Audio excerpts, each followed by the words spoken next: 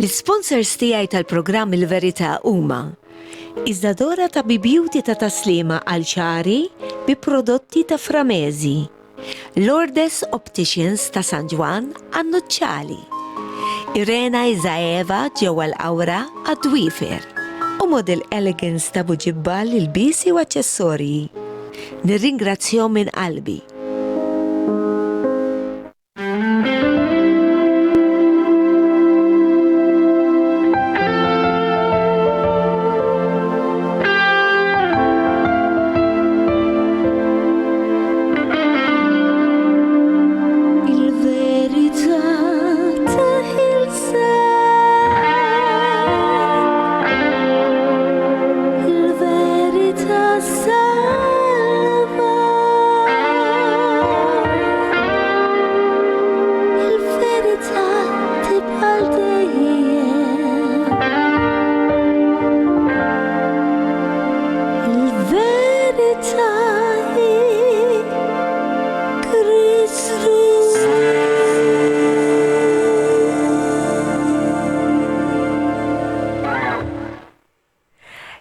Felicien Brinkat nilqakom għal dan il-programm Il-Verità li issa drajtuh għal min qiegħed jaraħ l-ewwel darba. Dan il-programm jittratta dwar il-verità u l-verità x'inhi Kristu stess.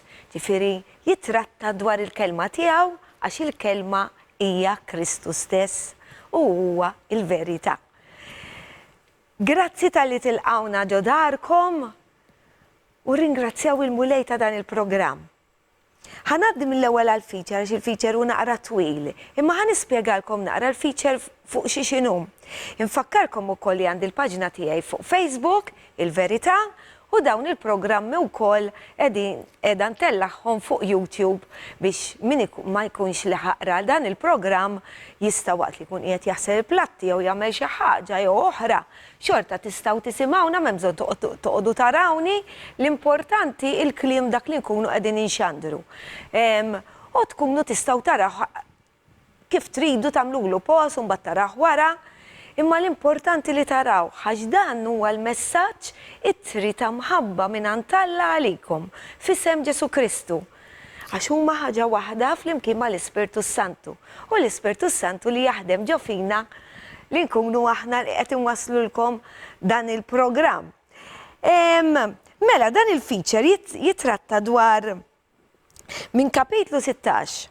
U nfakkarkom ukoll ħaġa oħra li meta tmorru fuq YouTube kemm tagħmlu like u tafsu subscribe u l-qampina ħalli kull darba li ntella tkunu tafu li tellajt programm ieħor. Mela, Ġwanni kapitlu 16 u suppost għandkom il-Bibja ħdejkom ħalli titgħallmu tiċċekkjaw intom ukoll. U jitratta dan il-feature fuq dawn il-versi. Mela, min vers 5. Issa sejjer għandak li batni min batu l-missier.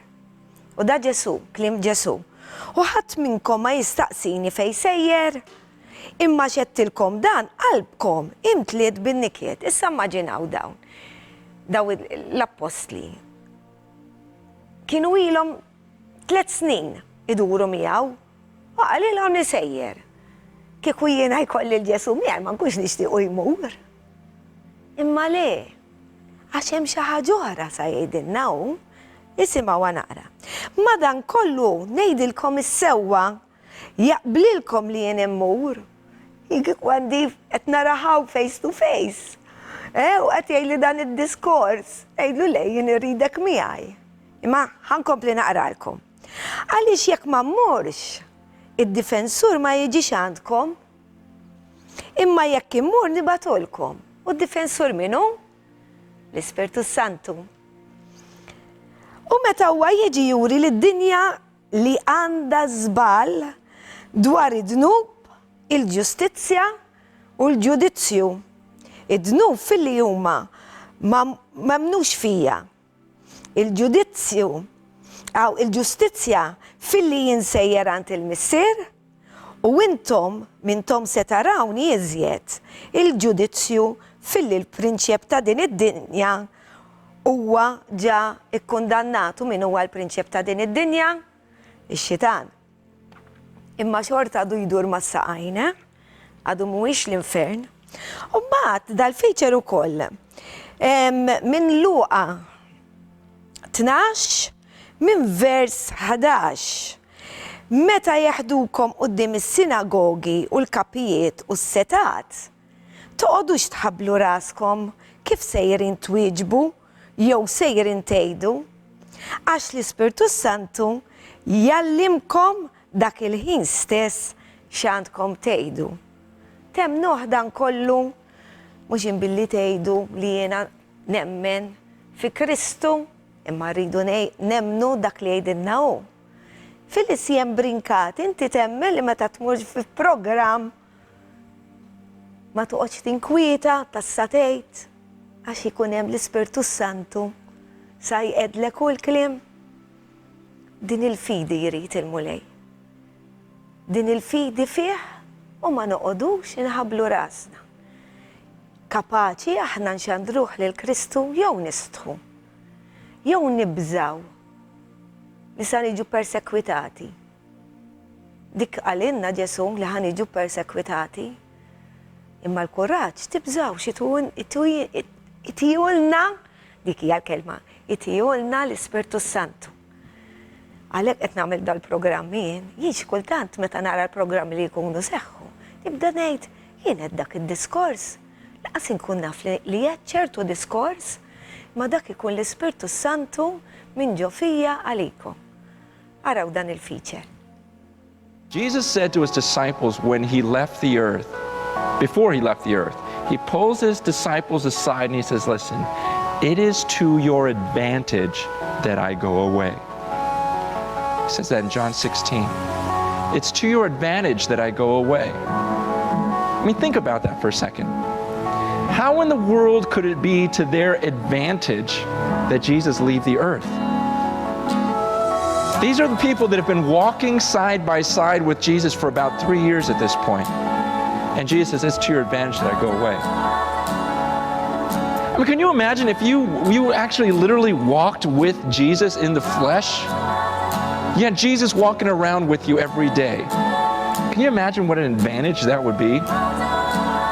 To have the Son of God walking next to you going, I know what you're thinking. Oh, okay, all right. You know, I mean, just constantly, just right there, teaching you, discipling you. So after all that experience the disciples had, then Jesus says, hey, it's to your advantage that I go away. That must have been so confusing. But then he says in the next breath, because unless I go, the Helper cannot come. And explains that when he goes back to heaven, he's going to send the Holy Spirit, and that they're going to be better off with the Holy Spirit than having Jesus right there by their side. See, when you look at it in those terms and you think about how helpful it would be to have Jesus walking next to you, and for him to say it's to your advantage is even better than having me next to you, is the Holy Spirit living in you. Guys, I've always known this next verse, but I just wonder if I really believed it. Because if I did, gosh, this would bring so much comfort to me. Verse 11. He says, when you are brought before synagogues, rulers, and authorities, do not worry about how you will defend yourselves or what you will say, for the Holy Spirit will teach you at that time what you should say. Do you believe that about yourself? See, Jesus tells the disciples, look, you're going to go up against, the synagogue leaders, people of a different faith. You're going to go up against people that are rulers, governors, authorities. And he says, don't worry. Don't worry when you come up to those people about how you're going to defend your faith. You ever worried about how you were going to share your faith with someone? You ever got intimidated by someone like, oh, they know too much? I don't know enough to talk to them? See, this passage says, don't you worry when you go up in front of them, because the Holy Spirit will teach you at that time what you should say. It doesn't say he's going to tell you ahead of time what to say, and that's the annoying part. We want to know ahead of time. We don't like this faith thing. We don't like this, okay, God's going to just have to have the words come out of my mouth. We don't like that. But God promises that, and He uses that to comfort them. Look, the Spirit of God lives in you. That means anytime you are called to defend your faith or say something or speak up about God, you'll be able to say what needs to be said. Now the promise there doesn't promise that you're going to win the argument, does it? A lot of times that's our, that's our pride. This is, I got to win, I got to do this or that, or I got to lead in the Lord. No, it just says that you'll be able to say what needs to be said. That the Holy Spirit will give you at that time what you need to say. That somehow your words will impact that person you're speaking to. This is so important because many of us don't speak up because of fear. I don't know enough. I hear that all the time. I don't know enough. And yet what does that say? He's going to teach you what to say. It may not be enough to win an argument, but you'll say what God once said. Do you believe that? I mean, really? Because a lot of us, we will only talk to people that we know we're intellectually superior to, and we'll get intimidated by certain people. Like, I don't know enough to talk to him, and so we end up talking to all these kindergartners. And, because why? We're relying on ourselves, and we don't really believe that God's going to give me the right words to say. And the simplicity of a new believer saying something, it's about a spiritual warfare. It's not about us and our intellect and us always knowing more, but there's something spiritual that takes place, and that God through His Spirit can cause you to say something that person needs to hear at that moment. But do you believe that something supernatural will happen in your life when you just speak up and start talking about God? Because God promises that. See, that's where I say, do we really believe in the Holy Spirit? To where we have that type of confidence. Doesn't mean you know every answer. Doesn't mean that you won. Doesn't mean you even necessarily led this person to the Lord. It just means you took the initiative. You just started speaking in the power of the Holy Spirit, and God will give you words to say, and then you're done. That's successful in God's eyes. In the end, what's going to matter is, who did I impact? When did I just speak up for Jesus? So I can think of times when I got scared, I got intimidated, and I just kept my mouth shut. And a lot of people do that. It's an easy thing to do. Even the great prophets, when God called Moses, what did Moses say? I can't talk. And God says, who made your mouth? What do you mean you can't talk?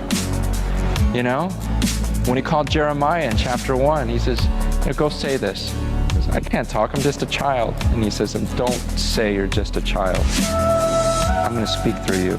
Let me speak through you. Say what I tell you to say. This week, there'll be opportunities for you to do the same thing and just start talking. And what if we all took that seriously and really believed that we were God's instrument and that His Spirit really dwelt through us and we were His mouth? Man, what an incredible impact we would have on this world. See, stop saying you don't know enough. Okay? Keep studying and everything else, but stop saying you don't know enough. You know what you need to know. Stop saying you don't have the words, because God will give you the words. You don't have them right now, but you will. That's what faith is all about. And if we could just keep that in mind this week, what an impact we could have this very week. Don't waste another week in life.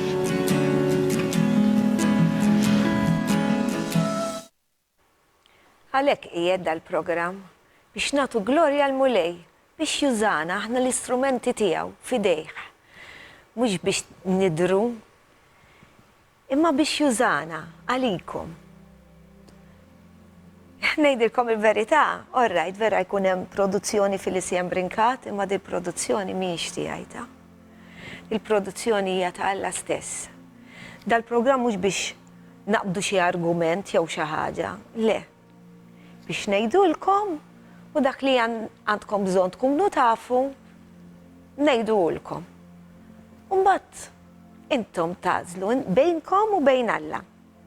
Illum ħanintroduċi naqra s-suġġett tal-lum li huwa wasalna f'perjodu li il-Karnival u mbagħad wara jkun hemm is-sawm. Imma s-sawm, skont il-kelma tal-Alla, x'inhu? li ma niklux laħam mill-erba u l-ġimgħa. Xejn minn dan. Għal dan il-programm arġajt istident hija fil-mulej Lentni, grazzi ta' dil-istedina, għax huwa importanti. In-nies ma nafx jew blaġla, jew ma jkollhomx ċans, insibu ċans għal kollox. Mbagħad biex niftħu il-kelma talla u niċċekkjaw minna u naraw il-mulej xirit minna, ma nsibux ċans. Ġili anka jien nagħmilha ta' ġifieri, mhux qed niġġudikakom jew xi ħaġa, imma billi tiftħuha naqra. Kif niftaħha jiena daqshekk anke nkun għaddejja minn xi ħaġa, nibda noqla l fuq.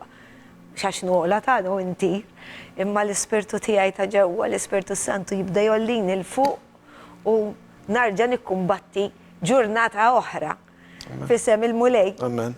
Mela, Ekku. għandna ftit minuti qabel il-reklami, intu għom naqra introduzzjoni is-suġġett is-sawm. Ekku. Ifimni, is-sawm, meta tisma' l-kelma sawm, tibda taħseb illi di xi ħaġa ta' uġieħ, xi ħaġa ġifieri li lilek se tħallik bil-ġuħ, li se tħoss ħafna skomfort. Veru sa ċertu punt, se tħoss ħafna skomfort, però il-puntu hawnhekk li aħna holistiċi, għalli ħarestejna bħala totalità. Aħna għandna l-emozzjonijiet, għandna il-ġisem tagħna, għandna l-moħħ tagħna, fuq kollox għandna l-ispirtu. U l-ispirtu jrid iwieġeb.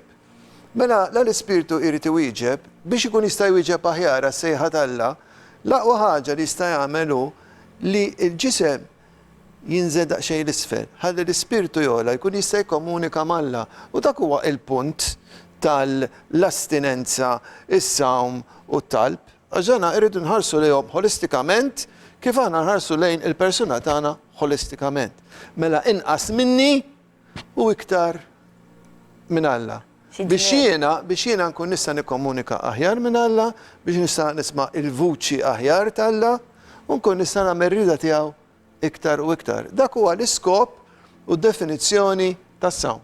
Mela, naqra minn Luqa. Aw, minn Luqa. Jekk aħna mmorru. Fejn l-ewwel waħda, sorry. Fejn fil-fatt Ġesu beda l-ministeru tiegħu bis-sawm. Bis-sawm. Eżatt, jax. Fluqa 4, kapitlu 4, minn vers 1 sa 4. Mela, Luqa 4. Minn vers 1 sa 4. Post l-estejta, ma tibżax, ma ġara xejn. Nsibu wkoll? Għawni. Mela, Ġesu, mela, mimli bl-Ispirtu Santu, li din hija importanti ħafna, raġa lura mill-Ġordan u l-Ispirtu ħadu fid-deżert. Hemm għal 40 jum Ġesu kien imġarrab mix-xitan. Matul dawk il-jiem ma kiel xejn. Mbagħad meta għaddew dawk il-jiem ħadu il-ġuħ. Mbagħad hemm il-kumplament. Eżatt. U x-xitan qallu.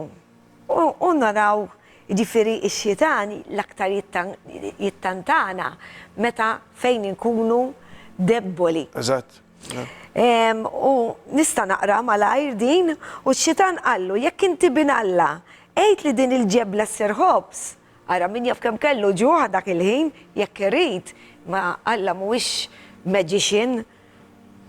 Wieġbu Ġesu, hemm miktub li l-bniedem mhux bil-ħobs biss jgħix. Imbagħad ix-xitan ħadu floli u rieħ is-saltniet tad-dinja kollha f'daqqa. Qallu x-xitan natik is-seta fuq dawn kollha bil-glorja tagħhom ukoll għax hija natat lili. Simgħu ta' natat lili. Għal-istandu dak il-poter ta' Prinċep tad-dinja ekku. U jiena natija lil min irid. Jekk tinxteħed qudiemi tagħtini qima, kollha tiegħek tkun. Ġesu wieġbu qallu, hemm miktub lil mulej Alla tiegħek tagħti qima u lilu biss taqdi. Riklami. Unkomplu fuq dan is-suġġett. Il-verità tibqa' dejjem. Il-verità hi Kristu.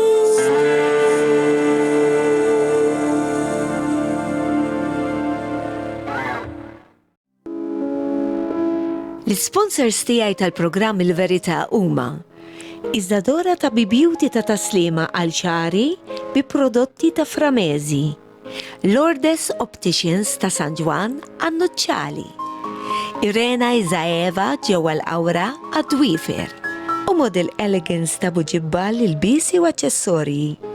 Nirringrazzjahom minn qalbi.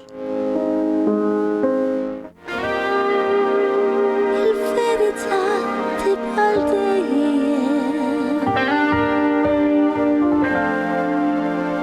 Il-verità hi Kristu.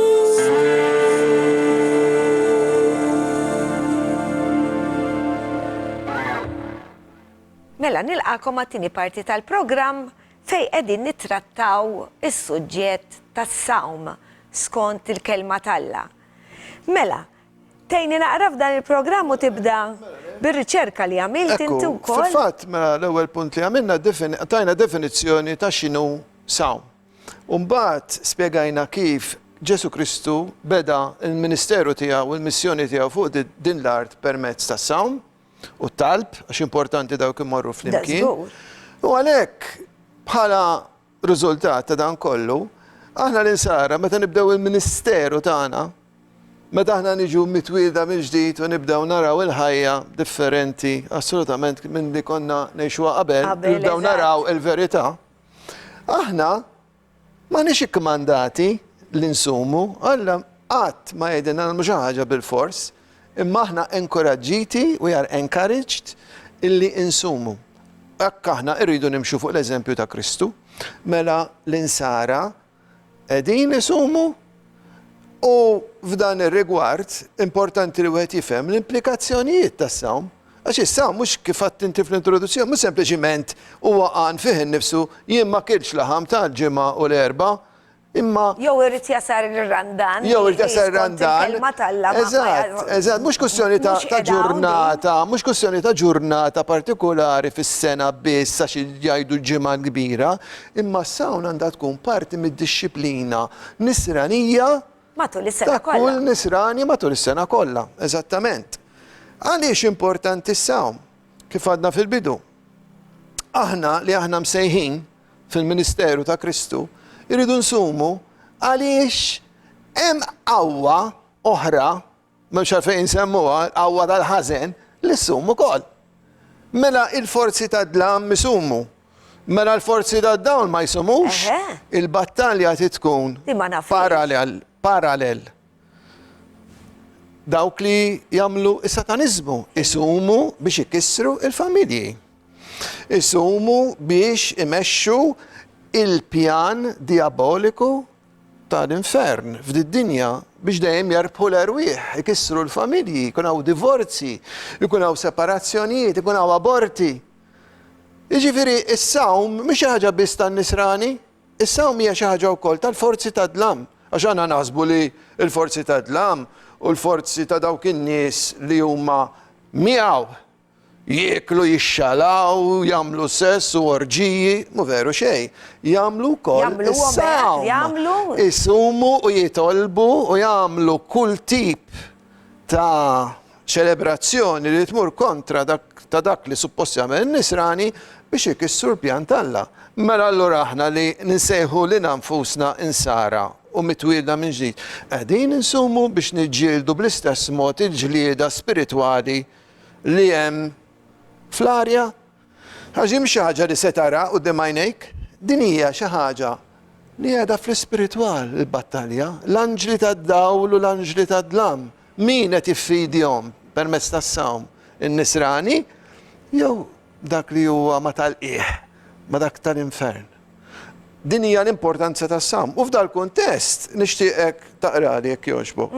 Minn Mattew 17. Minn Mattew 17. Vrus 14 sa 21.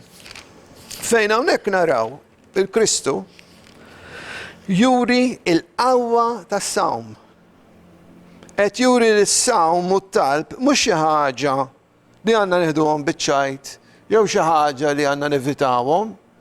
Għax dak il-xej skonfort li aħna nħossu f'ġisimna meta nsumu u nitolbu, iwassal biex jeħlisna mill-iktar qawwiet feroċi ta' mart u possessjoni li għaw fid-dinja. Ara x'tentazzjoni kellu, Ġesu. Appuntu, Ara appuntu. kellu dik is-saħħa kollha dak. Eżatt. 40 jum mhux xajta, Eżatt. jiena żgur Eżatt. ma jirnexxilix. Ġifieri ara l-qawwa tas-sawm. Eżatti. Il-qawwa tas-sawm narawha wkoll f'Mattew mela 17 minn Frus 14 ta' 21 u hekk tittaqra ftitek. Mela, meta reġgħu ġew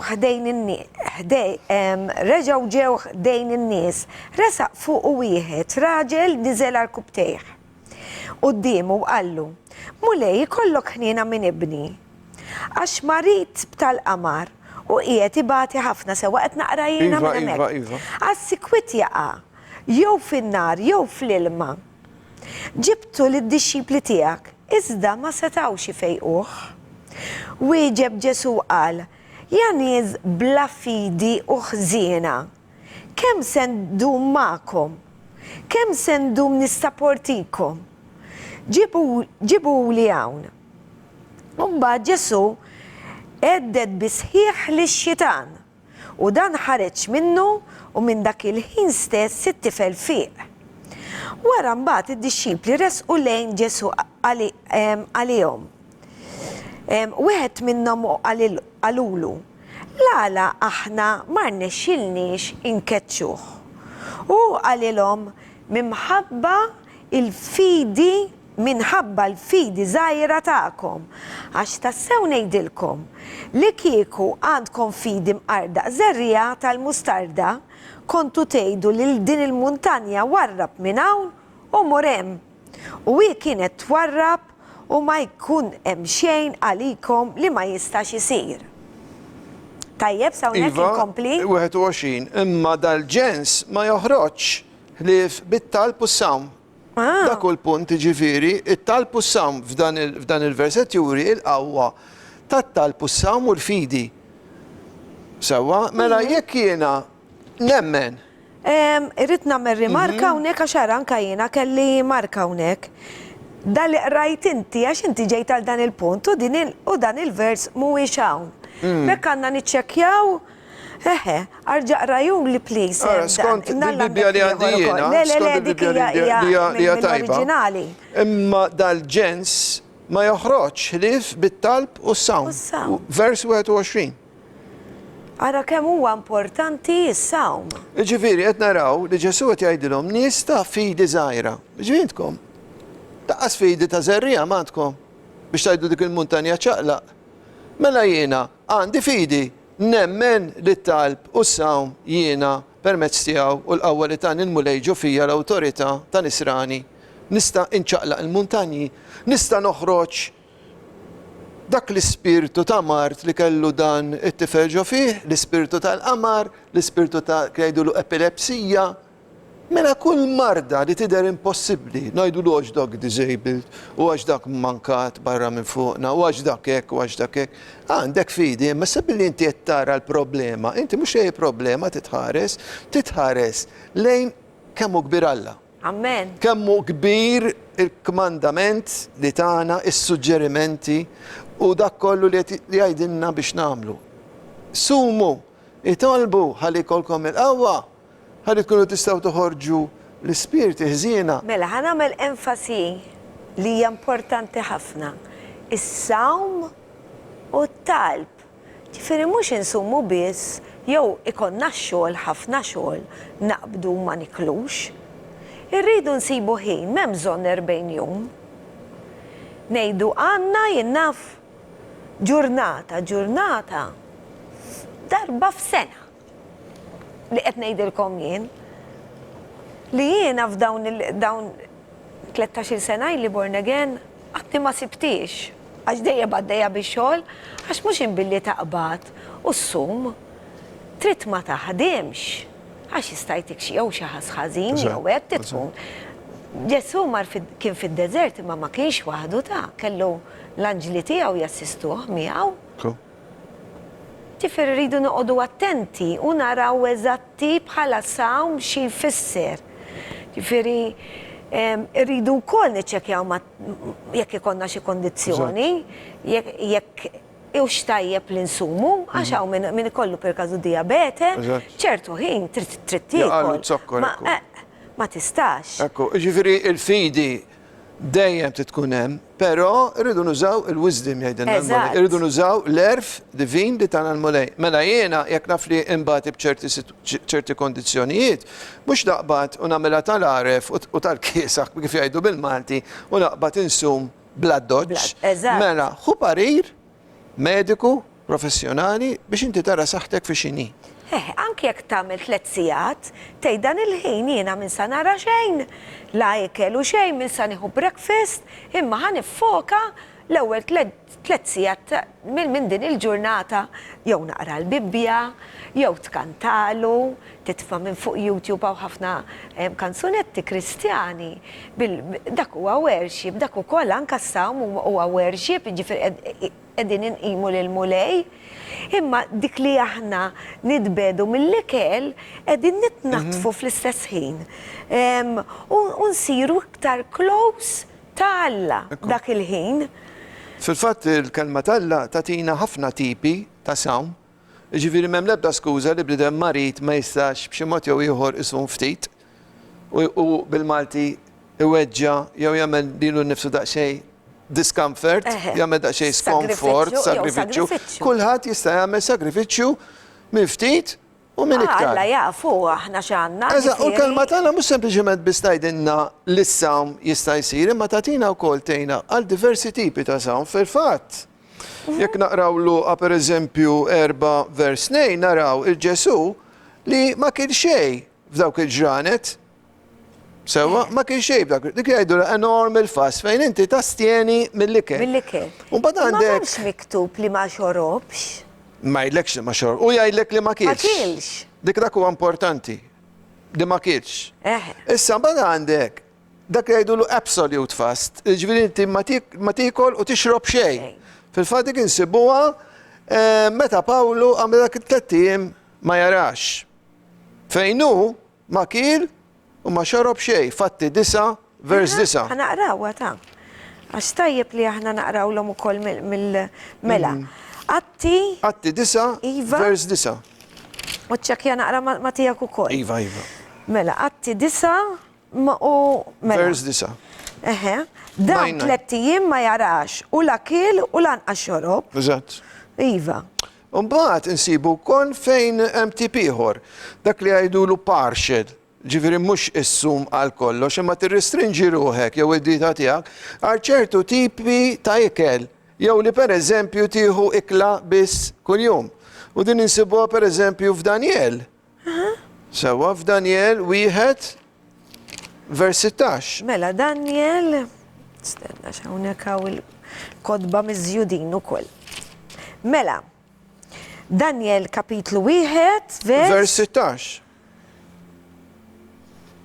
Mela, 16, mela, għalhekk l-uffiċjal neħħilhom l-ikel speċjali tagħhom u l-imbit li tom jixorbu u newlilhom il-ħxejjex. Eżatt, ġifieri naħlilhom dak li kienu jippreferixxu, ġifieri kienu jħobbu l-qatra u kienu jħobbu ċertu ikel, u minflok dan għamilhom qudiemhom jiġifieri l-ħxejjex.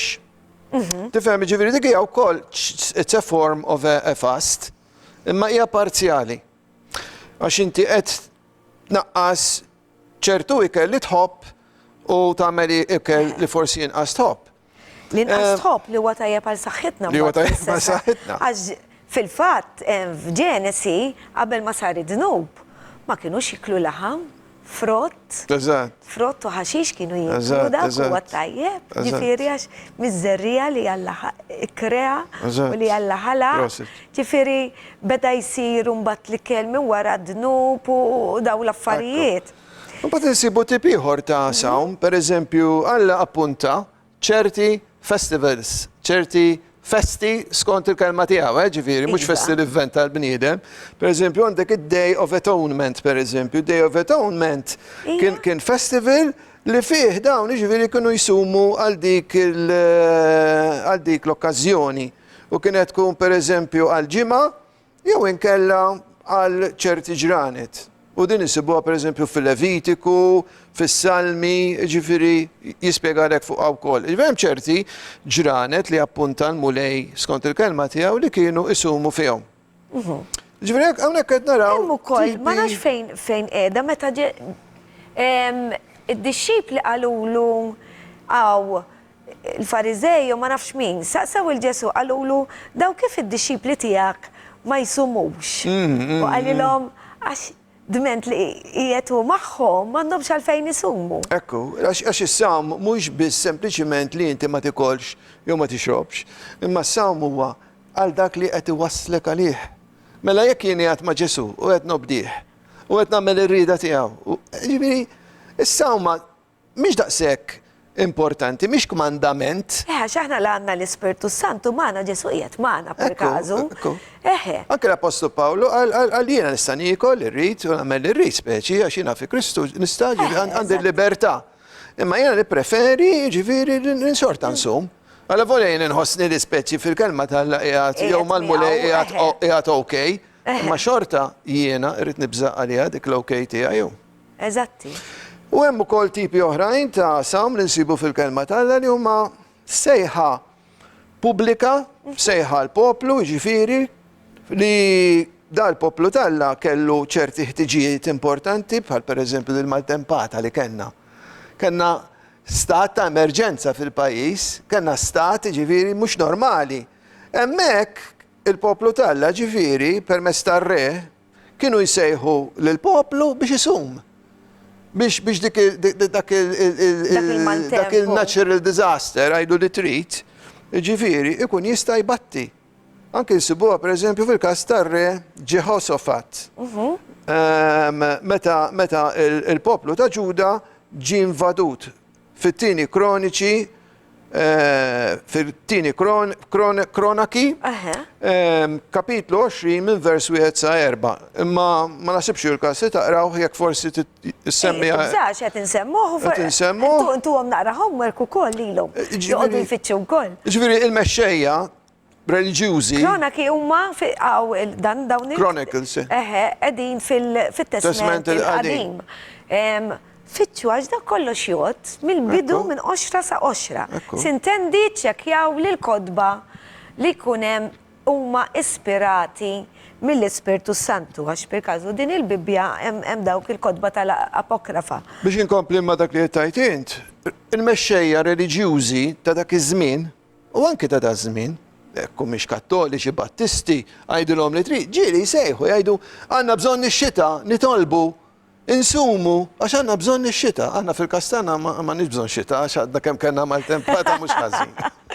Iva, u irridu nitolbu, għax din dan il-fenomenu li ġara u Malta mhux normali u tinsewx li hemm dawk il-programmi dwar sa jiġri fil-futur u l-affarijiet bdew isiru ta' oqgħodu attenti u jisimaw dak li jrid jgħidilkom il-mulej. Ħanaddu għar-riklami. Il-verità tibqa' dejjem.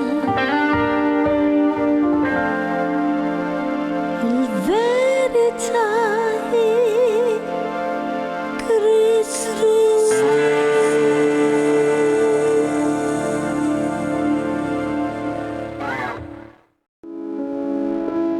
L-sponsors tiegħi tal-programm Il-Verità huma Iżdadora ta' Beauty ta' taslima għal ċari bi prodotti ta' Framezi, Lourdes Opticians ta' San Ġwan għan-Nuċċali, Irena Izaeva ġewwa l-Awra għad-Dwifer u Model Elegance ta' Buġibbal il-bisi u aċċessorji.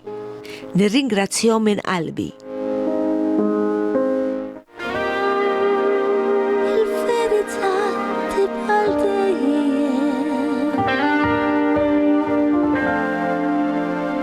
Il-verità hi Kristu.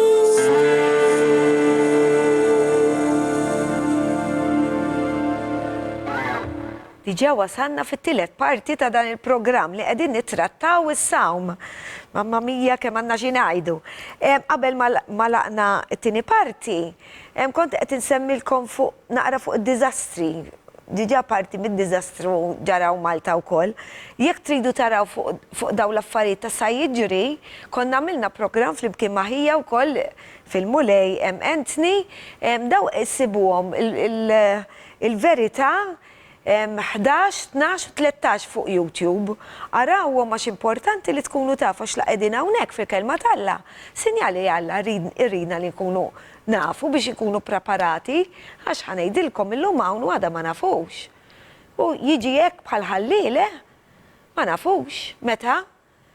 Tagħna hints bejn wieħed u ieħor meta l-affarijiet sa jibdew jiġru, imma dak il-moment meta jiġi għalina, jiġi għal-Knisja u daw l-affarijiet. Tagħna iva, imma eżatt il-momenti u l-affarijiet huwa biss jaf. Mela.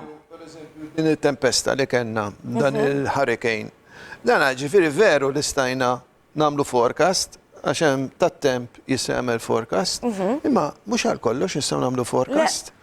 Il-qawwa li ġiet fuq dil-gżira ġifieri, tant kemm kienet qawwija li ma stajniex inżommu il-baħar milli jibla l-art. Għala volja konna nafu li ġej, il-baħar jibla l-art, ġifieri hemm differenza. Ġifieri aħna limitati bħala bnedmin u ma nistgħu qatt niddependu fuq il-forzi tagħna, irridu niddependu fuq il-forza talla. L-ewwel qabel kollox, u t-talb u s-sawm huma parti minn din il-qawwa. Eżatti. Mela, jekk aħna rridu f'ħajjitna ikonna intimità malla, mhux aħjar insumu nitolbu. Il-temp kif ikun tajjeb u ħażin fidejna l-laqiet. Ekku. Niftakru f'dak il-każ meta d-dixxipli kienu miegħu wkoll. Unqala l-maltemp. Unqala l-maltemp u għalilhom għalfejn intinkwitaw. Daqqabat u għalilhom. Mar jorqod fil-fatt.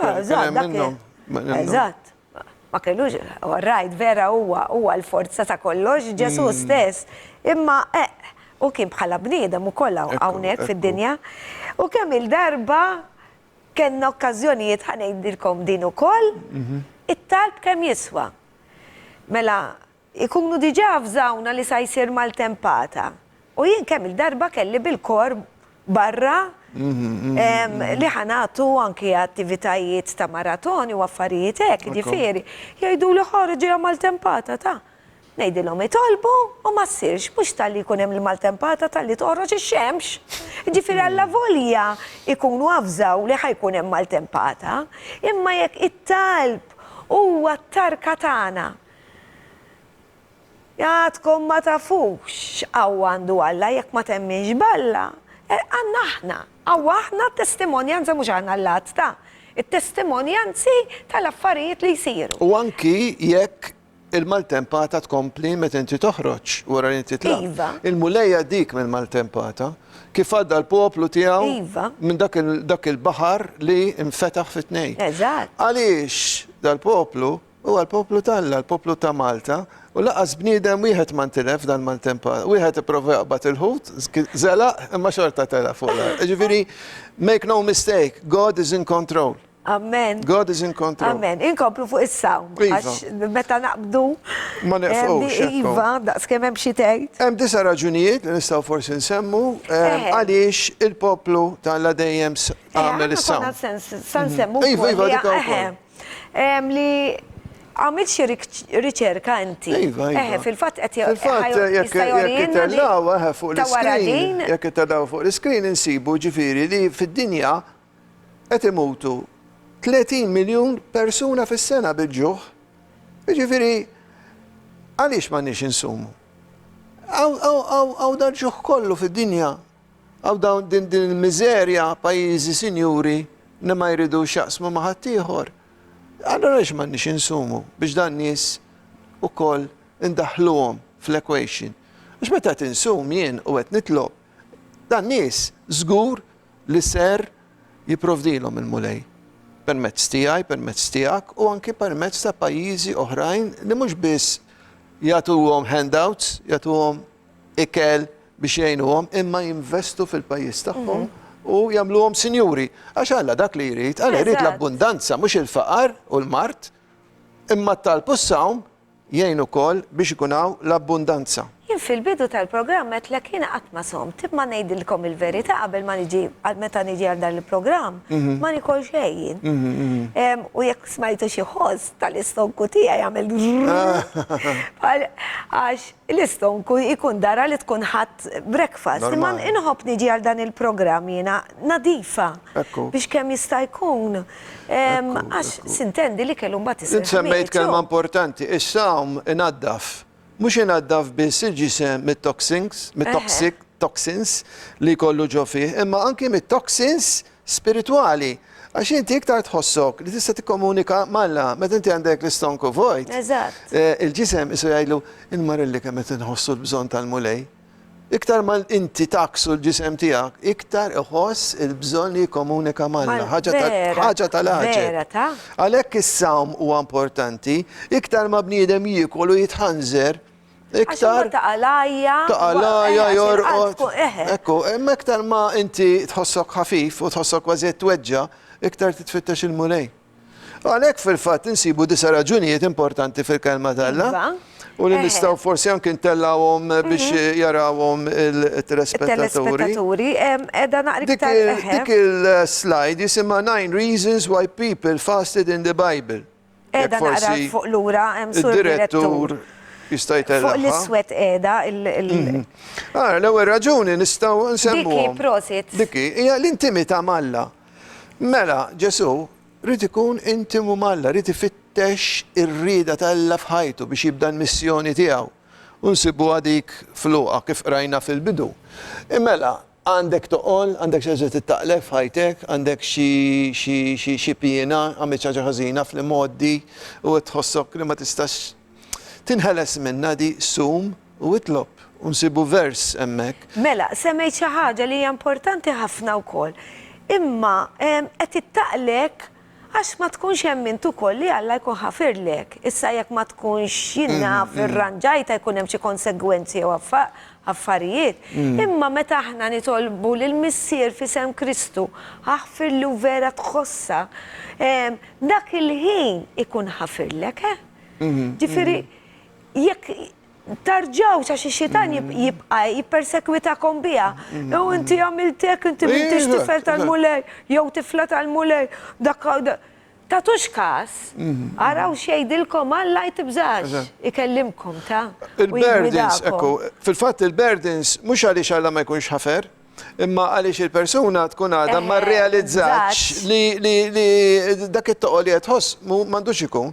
Il-konsekwenza tista' wkoll tinħeles minna tal-azzjoni li tkun għamlet. Jista' jkun li għamlet sara li xi ħadd ieħor u ħadd ieħor ikun għaddej tittara inti ġifieri tajjeb li nsumu ħalli naraw mbagħad għax bis-saħħa tas-sawm ikun iktar. Ħanat eżempju prattiku, pereżempju bniedem daħal ġo dar, seraq u da spiċċa il-ħabs. Mela u talab il-maħfra, però u għadu l-ħabs. U għadu ħoss it-toqol. Għajat il-ħabs tħoss it-toqol. Ġifieri dak il-berdin li jgħat il-ħabs dik il-persuna, l-mulej jista' bessawm u talb iġibba għal xejn. Il-ħabs xorta jibqa' imma dak it-toqol. Imma jekk ikun talbu maħfra ukoll mill-ewwel ikun ninħafirlu, ma mbagħad sintendi kulħadd li tibgħat il-konsegwenzi. Il-konsegwenzi aħna nġibuhom mhux Alla. It-tielet punt huwa revival, dak li jgħidulu hawn spiritwali. Mela rridu naraw hawn spiritwali fil-komunità tagħna, fil-knisja tagħna, irrespective of the denomination, irridu nsumu u rridu nitolbu. Biex in-nies verament ikunu ġenwini lejn Kristu, mhux noqogħdu ngħidu mela qed jattendu fil-komunità tagħna 200 ruħ. Imma dan 200 ruħ għalfejn jattendu biex jżibu tfajla, biex jżibu ġuvni, biex għax m'għandhomx fejn imorru, jew verament għax huma ta' Kristu jridu iwettqu l-missjoni tiegħu. Eżatt. Insibu wkoll biex inti tinħeles, kif rajna pereżempju tinħeles minn xi ħaġa li qiegħda ħossa tippossedik f'ħajtek xi vizzju. Tifhem? U għal-protezzjoni wkoll. Għal-protezzjoni, għal-bżonnijiet, kif qed naraw needs. Għaxem miktar, jek naqilbu l-page u koll. Biex ma ndawmux. Biex jigwidana u koll għal-saxħa tagħna. Eżatt. Jigwidana s-saxħa. Hemm ħafna li s-sawm jiswa fil-vera sens tal-kelma. Ekku. Hemm stampa wkoll wara jadi qiegħda ħelwa wkoll. Dik kif semmejtilkom meta Tal-ħsejjes tal-istonku, Tal-ħsejjes tal-istonku. Forsi direttur jista' Jista' jġibilna wkoll. suppost qiegħda wara din. Diki, jekk jogħġbok ġibilna, fil-fatt anka tiegħi l-istonku qed Ġifieri jekk tkunu sejrin xi librerija u kun hemm dak il-kwiet u tkunu għadkom kemm somtu tagħmlu ħafna ħsejjes biżaqkom. Imma jgħidilna wkoll li wkoll fil-kelma talla ma rridux noqogħdu niftaħru li qegħdin insumu jew li wiċċna għax qabel kienu jisumu ħafna imma jinsom għaddera tan-nies u mhux għaddera ta' Alla. Eżatt, fil-fatt dik insibuha f'Mattew 6 verus 16 sa 18. Ġifieri kienu jqogħdu jagħmlu wiċċhom imberren, wiċċhom ġifieri bidwejja. Arani għaxin insum. Ma s-sawm hija xi ħaġa personali intima malla, tifhem. Ġifieri tiżżomm l-istess andament, l-istess dera normali tiegħek biex in-nies ma jeħdux l-impressjoni li inti qed issum biex il-meritu ma jidirx u tkun qed tagħmlu malla. Mbagħad għandek paġna hemm di Psychology of Fasting. Dik hija tispjegalek jiġifieri l-ġid li l-ġisem jieħu meta isum, ġifieri mill-aspett fisioloġiku, mediku, aħna naraw illi l-ġisem ġifieri qed jitnaddaf meta tissum, qed tħossok aħjar u qed tagħmel ġid il saħħtek ġifieri. Din hija mill-aspett fiżiku u fiżjoloġiku. Għax ovvjament min isum number one se jkollu daqsxejn weight loss ukollu. Se jnaqqas mill-pis. Imma aħna mhux se nagħmlu biex namlu skuża biex nonqsu. Iva, imma da biex jurik li l-mulej anki mill-aspett fiżiku qed isir il-ġid. Iva, imma importanti wkoll li ngħidu mela ħalli nsum ħalli jiena nonqos.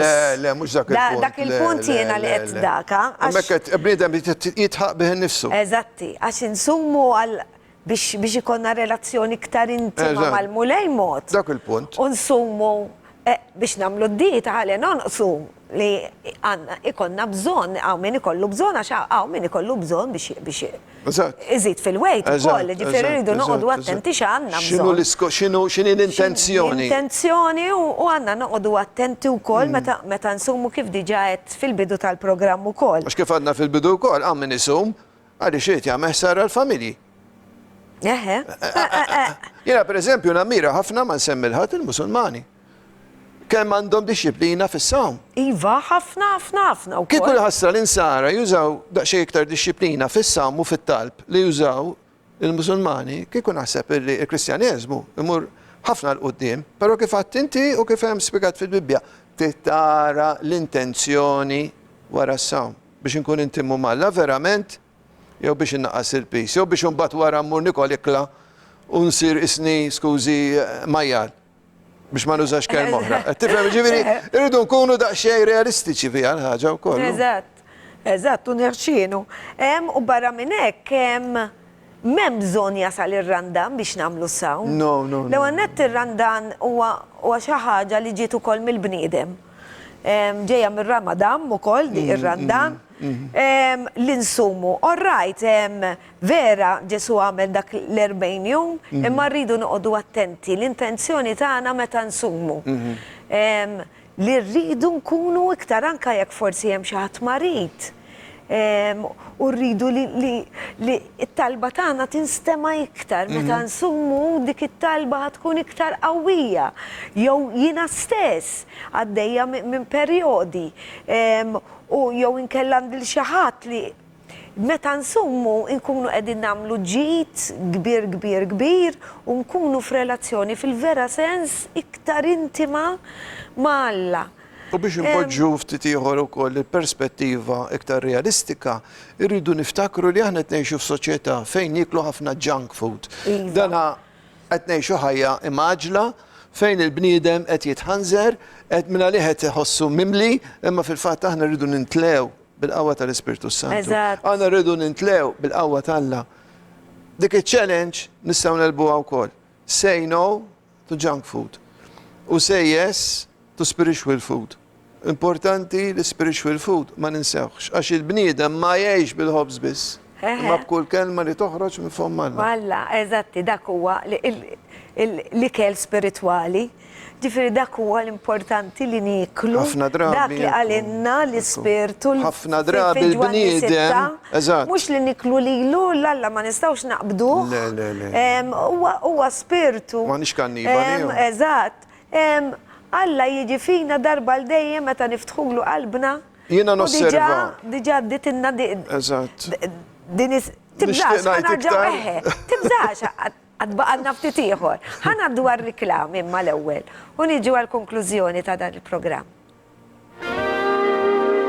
Il-verità tibqal dejjem. Il-verità hi Kristus.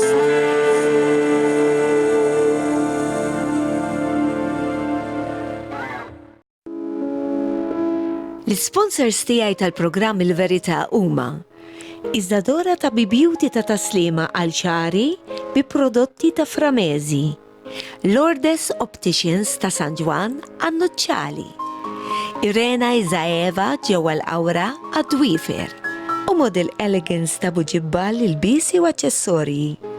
Nirringrazzjahom minn qalbi. Il-verità tibqal dejjem.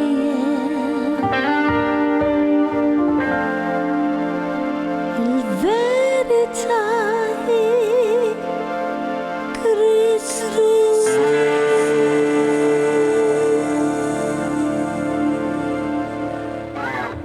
Diġà wasalna l-aħħar parti fuq dan is-suġġett is-sawm. Hija fil-mulej, kon sa tgħid xi ħaġa qabel ir-riklam, importanti li tgħidha. Naħseb l-Spiritu Santu kienet inebbaħni Mhux biex ngħid, naħseb, mhux naħseb ekku, inebbaħni biex ngħid dal-kliem.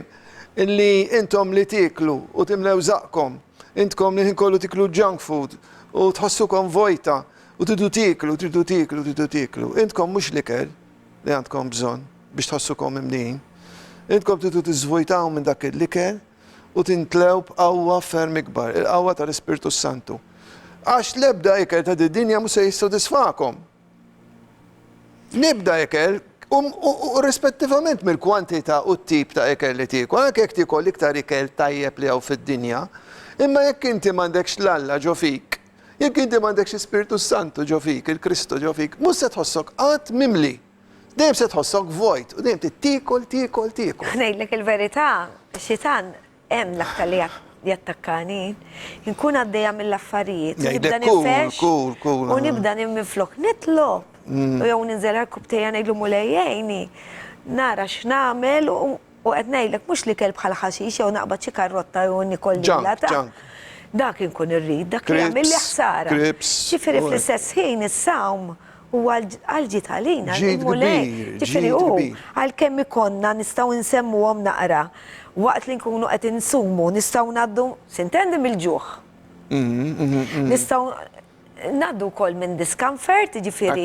Tħossok skomdu. Skomdu fis-sens għax ma tkunx qiegħed tiekol, kollok il-ġuħ u għana bnedmin. Ikun hemm weight loss li hawn min jifraħ biha. Discouragement ukoll għax jibda jittanta hemm ix-xitan għax nibdew insiru debboli. Hemm ukoll li nistgħu naqgħu jew ikun hemm ħafna affarijiet dejjem imma bis-seta tal-Ispirtu Santu taqtaw x'qalbkom. Għax Alla huwa kbir, Alla huwa kbir. U grazzi tal-li semmejt din li meta jkollna dwejja u hekk, hawn min jinfex ma jikolx, għax hawn min jaffettwa hekk. U jiena hemm naffettwa l-aktar li mmur niekol. Eżattament. U niekol isni qatt ma kilx. U waqt li nkun qiegħda niekol meta kont daqsxiex, jiġifieri għalhekk kont neħxien jiena, għax kont ninfex fl-ikel u waqt li nkun qisu droga ta' jsir l-ikel. Ekku. Waqt li nkun qiegħda niekol, nibda naħseb sa nikol wara. Wara taħsbu jisni għandi xi ħaġa, jisni kanna u kollox għaddej. Għax xejn ma jqallani. Mhux li kelbis, ejja nitkellmu ċar, mhux li kelbis, għam jinfex fit-tipip. Għaw min Iva, tipjed, drogi, għaw min hemm jinfex ħafna. fil-drogi, għaw min jinfex fil-sess, għaw min jinfex jinna fil-lop. Ġifiri, Hemm paġna wkoll tal-Basic Food Groups, sur direttur, ma nafx nilħux inġibuha, ma hija tajjeb li aħna la qed insemmu wkoll l-ikel. L-ikel ta' xinu tajjeb ukoll għalina, naf li għaw ħafna u anka fuq dal-istazzjoni ġib ħafna. Karl n-nies li gwidawna u kol ta' dikija prosit, sur direttur, tal-bazi tal-ikel ta' xanna xniklu li huwa il-frott u l-ħaxix. Iva, il-ħut huwa importanti u l-laħam. nistaw najdu ħaġa interessanti. Id-dieta mediterranja hija id-dieta ta' Ġesu Kristu. Ġesu Kristu kien mill-Middle East, imma d-dieta li kellu mediterranja. Ġifiri, ejjew ma namlux l-izbal li niffangaw fikel junk food li jġibunna mill-kontinent liħor biex niftemu sew naħa l-oħra tad-dinja biex ma nsemmix il-pajis. Ejjew nifukaw fuq id-dieta mediterranja kemm kien jikol ħut. Ġesu, għasel, jgħidlek anki għasel kien jikol meta raġader l-apostli. Tana id-dieta mediterranja b'saħħitha, il-ħaxix u l-affarijiet bnini li għanna u l-frott. Ela, li ħal inna Alla, u. Qed jgħidilna l-mulej. Ara xi ġmiel Alla kemm iħobbna. Tana dieta healthy. Eżatti. L-importanti huwa ħalli narġaw niġbru naqra qabel ma nagħlqu il-programm. L-importanti huwa li meta nsumu mhux ngħidu llum musa nikol laħam.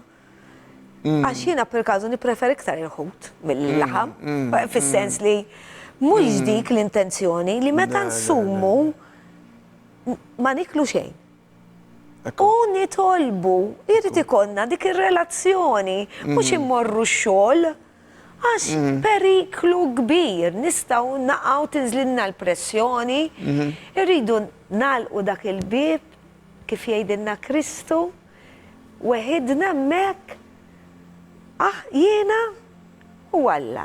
Flimkien. Fil-fatt, Naqraw jew parti, jew nitolbu, jew naqraw mill-Bibbja, jew inkantawlu, ma jimpurtax, m'hemm bżonn tmorru lezzjonijiet tal-kant biex tfaħru l-mulej. Kollox ikun aroma sabiħa, riħa tfuħ għal-mulej meta ħireġ mill-qalb. Laqwa li jkun ħireġ mill-qalb, m'hemm bżonn lezzjonijiet ħanarġa nirrepeti, għax dak li joħroġ minna għal-mulej li toħ glorja, tinżlu għal-kubtejkom, tinx taħtu mal-art meta tinżlu għal-kubtejkom. Emmek tħossu l-qawwa tal-mulej, għax inkunu għedin numiljaw l-inna nfusna li tolbu u għatkom ma tafux il-ġimil li tħossu dak il-ħin. Min għaddu maddix minn din l-esperienza. Għamluwa, laqdajen fil-kelma talla, għamluwa. Importanti mela li jekk se tiddeċiedu li dduru lejn mulej, sumu, titolbu, taqraw il-kelma talla, għamlu appuntament ma'kom infuskom, għamlu appuntament biex ikolkom aktar ħin ta' devozzjoni malla permezz ta' Ġesu Kristu. U titolbu għal-qawwa tal-Ispiritu Santu, ma nħallux barra l-Ispiritu Santu. Għax inutli li l-knejjes tagħna jkunu mimlijin bin-nies, imma nħallu l-Ispiritu Santu wara l-bit. Għax il-Knisja tkun bla ħajja. Il-fatt il-feature li bdejna bih, dak huwa. Dak jagħti l-ħajja. Ġesu għalinna li tajjebu li jitlaq ħalli jibatinna xinkella ma jkunx jista' jibatinna l-Ispiritu Santu. U għamlu dik il-lista. U meta nitolbu hemm bżonn nidraw, nagħmlu lista kemm bżonn naqbad bajro, tħaddix miktuba hawn jew tiktibha fuq moħħok, iktibha fuq karta. Għamel lista biex inti meta titlob u tissum għandek xi ħaġa li qed timmira li target. Li għandek tagħmel. Għandek target. Ippjana. Kollox irid li pjanar tiegħu fil-ħajja. Xejn ma jiġi kombinazzjoni jew mingħajr daqsxejn ta' sforz fil-ħajja, anke biex ġej tal-programm dal-għodu jien, forsi dal-għodu xtaqt immur nagħmel xi ħaġa oħra. Imma jiena ħassejt fl-ispirtu tiegħi u biex niftaħar imma niftaħar fih li hu tan is-saħħa, il-kuraġġ biex niġijaw ħanamlu dal-programm flimkien. Eżatt, għax dal-kuraġġ kollu ġej mill-Ispirtu Santu. Xi ġmiel, għax anke jiena nitgħallem magħkom ukoll. Għax dejjem hemm x'titgħallem. Jiena fil-fatt kemm il-darba ngħidha li 13-il sena għadni mur il-Bible Studies u dejjem niskopri. Għax il-kelma talla hija ħajja u ma tispiċċa qatt. U jekk dak il-vers forsi ma kienx jifisser daqshekk għalik. Hemm ngħid li dak il-vers mill-Bibbja mill-kelma talla, illum jekk taqrah tgħidilha min kif m'għandu ngħid ġbieħ. Vers wieħed tajkom u jimlik. Allora x'intom tagħmlu ħi? Tħallu l-Bibbja tagħkom għax ġeneralment kulħadd ikollu Bibbja ma qisha qiegħda biex qiegħda hemm fuq xkaffa biex toqgħod farfara. Imma le. U min jgħid il-Bibbja kitibha l-bniedem huwa żbaljat. Il-Bibbja hija miktuba mill-bniedem għaliex spiraħ Alla bħala strument biex jiktibha. All right? U l-kelma talla mhux biss qiegħda hemm biex naqrawha, imma hemm biex taqra lilna. Mela jien meta naqra dik qed naqra lil innifsi hija mera biex turini f'liema kondizzjoni qalbi qiegħda l-ispirtu tiegħi. Qudiem Alla. All right? U l-kelma talla wkoll tinterpreta lil anfisha ara xi ġmiel, mhux biss qiegħda tinterpreta lili u taqrani, imma qiegħda tiggwidani biex tibatni minn vers għal ieħor biex jifforma stampa, pittura, jidilha li trid, możajk perfett. Xi ġmiel li huwa Ġesu Kristus. Li huwa stess. l-munej Ġesu Kristu. Mela ħanalqu dan il-programm, din il-kanzunetta kont insejta. Brother, din il-kanzunetta verament hija sabiħa. He's very near. He's very near. U eżatti. Jgħad very near hawnhekk. U eżatti għal-programm, il-feature la konna ftehemna, kont battili, u waqt li qed nismaħħa, qed nismaħħa narak ma mexxi kor fiha, mentri mhux tal-li kor tal-li qegħdin bħala duwa fiha. Mela he's very near u li hija kompożizzjoni klim u mużika tiegħek. U fil-vera sens iva, min jiftaħlu qalbu, mhux nier ikun imma ġo fih innifsu.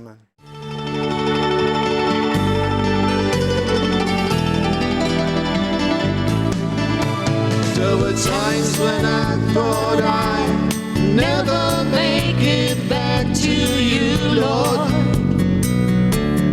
I was reckless in all my ways. Now I'm coming home, back to the Father's house where I belong, where you treated like a king, where you treated like a queen. Don't split your hands, there's nothing that the Lord won't do. Don't limit God, He's there to help you through and through. Raise your arms and worship Him, He knows just what to do. Run your hands across your eyes, He's wiping every tear for you. Have no fear, have no fear, He's very near. Have no fear, have no fear, the Lord is very near. Have no fear, have no fear, Jesus is very near. There were times when I thought I'd never make it back to you, Lord. I was reckless in all my ways. Now I'm coming home, back to the Father's house where I belong, where you treated like a king, where you treated like a queen. Don't split your hands, there's nothing that the Lord won't do. Don't limit God, He's there to help you through and through. Raise your arms and worship Him, He knows just what to do. Run your hands across your eyes, He's wiping every